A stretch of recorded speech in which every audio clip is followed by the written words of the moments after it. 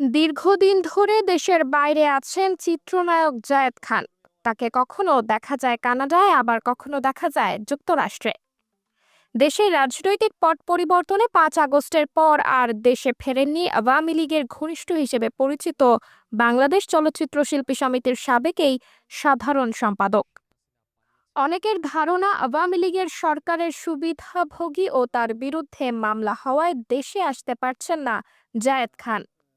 তবে বিষয়টি নিয়ে মুখ খুলেছেন তিনি। জানিয়েছেন যুক্তরাষ্ট্রের একটি সংবাদ মাধ্যমের সঙ্গে যুক্ত হয়েছেন।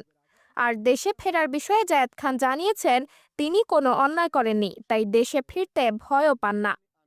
এই চিত্রনায়ক বলেন, দেশে তো আর বাবা মা নাই, ভাই বোন নাই। আমি এই জায়গায় একটা কোম্পানির সঙ্গে কাজ করছি। যেহেতু দেশে অনেকদিন কাজ করলাম, দেশে কাজও কম। রাজনৈতিক পরিবেশ পরিস্থিতির কারণে অনেক শিল্পী কাজ পাচ্ছেন না। সবাই তো বিদেশে এসে কাজ করছেন। আমিও বিভিন্ন জায়গায় শো করতে। এখানে আমি বসে নেই। দেশে ফেরার ব্যাপারে আমার ভয়ের কোনো কারণ নেই। আমি তো কোনো অন্যায় করে আসিনি, কোনো অপরাধ করে আসিনি। অভিনেত্রী নিপুণ আক্তারকে বহিষ্কার করেছে বাংলাদেশ চলচ্চিত্র শিল্পী সমিতি। এ বিষয়ে প্রতিক্রিয়া জানিয়ে জায়েদ খান বলেন, শিল্পী সমিতি যা করেছে তা অনেক আগেই করা উচিত ছিল। ইন্ডাস্ট্রির মানুষের তার সঙ্গে সম্পর্কই রাখা উচিত না। একটা ইন্ডাস্ট্রির শিল্পীদের সম্মান তিনি কোথায় নিয়ে গেছেন? নায়িকারা হচ্ছেন ভালোবাসার প্রতীক। তারা মানুষের সঙ্গে সাবলীল থাকবে, ভালোভাবে থাকবে।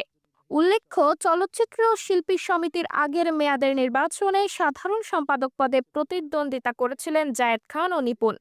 ঘোষিত ফলে জায়েদ বিজয় লাভ করলেও আদালত থেকে সাধারণ সম্পাদক পদে বিজয়ী ঘোষণা হন নিপুণ। সভাপতি ইলিয়াস কাঞ্চনের সঙ্গে এরপর দায়িত্ব পালন করে গেছেন নিপুণ। তিনি আওয়ামী লীগের সভাপতি মণ্ডলীর সদস্য ও শেখ হাসিনার ফুফাতো ভাই শেখ ফজলুল করিম সেলিমের ঘনিষ্ঠ হিসেবে পরিচিত। তার ক্ষমতা বলে নিপুণ শিল্পী সমিতিতে প্রভাব খাটান বলে অভিযোগ রয়েছে। সাবরিনা জলিল, সবার কথা।